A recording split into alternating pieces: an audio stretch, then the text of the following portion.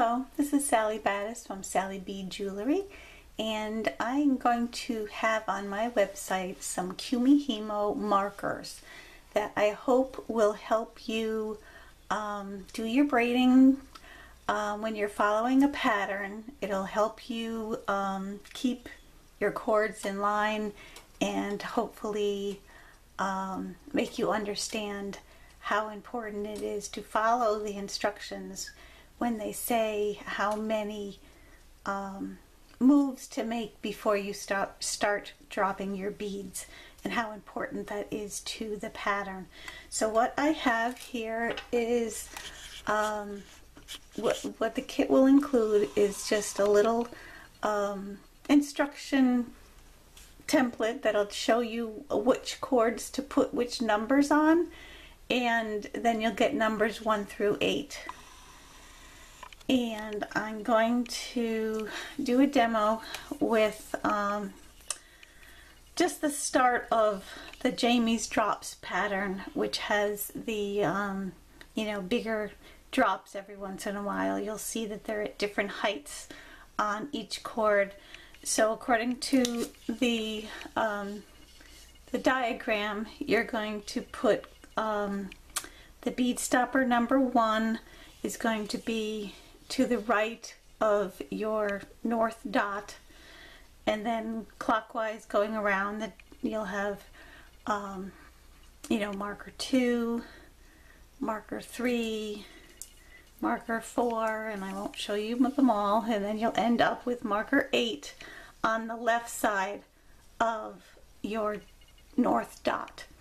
Okay, so I'm going to just start by saying that a lot of my patterns say to do 32 moves, which will bring you dot to dot. And as you can see, as we start braiding without dropping beads, that we're slowly moving away from the dot, and eventually the cords will end up being on either side of the dot.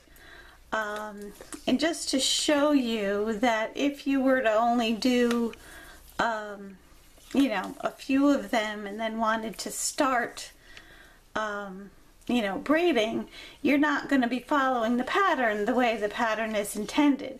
So if I was to start dropping beads now, the cord that I would be dropping would be cord number 4, and then the next cord over would be 3, and then 6, and obviously that's not how you would want them.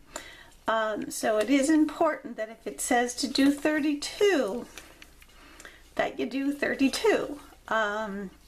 If you do more or less, these little cord markers will help you determine whether or not you can start dropping your beads. What you're going to want is that the first cord starting on the top right hand side is going to be the cord that has the little marker number 1 on it.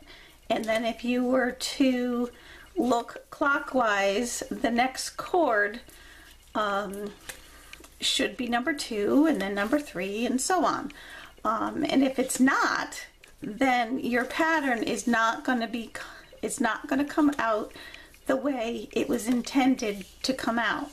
So now I have done 32 moves.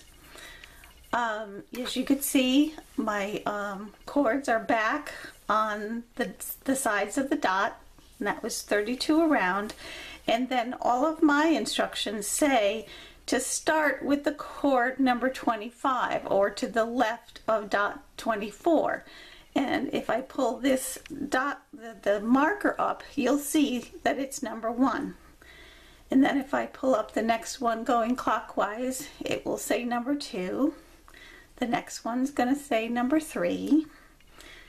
And then we have 4 and 5, 6, 7, and there's number 8. And now, because I did exactly the 32 moves, the pattern is going to come out the way it was intended. Okay, so that whole 32 moves is really important. If you were to do, you know, just a couple of more for some reason, you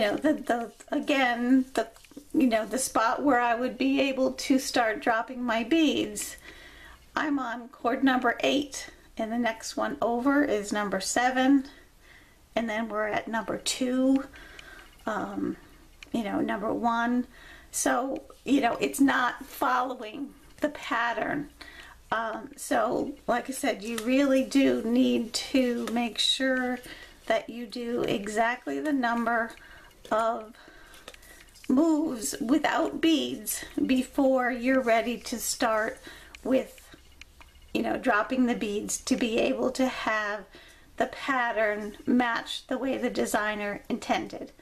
Okay, so I hope that, you know, if you have trouble with that, in that a lot of times, you know, you get a pattern and you think you have it loaded correctly, and then you start braiding and then you find that it's just not working for you.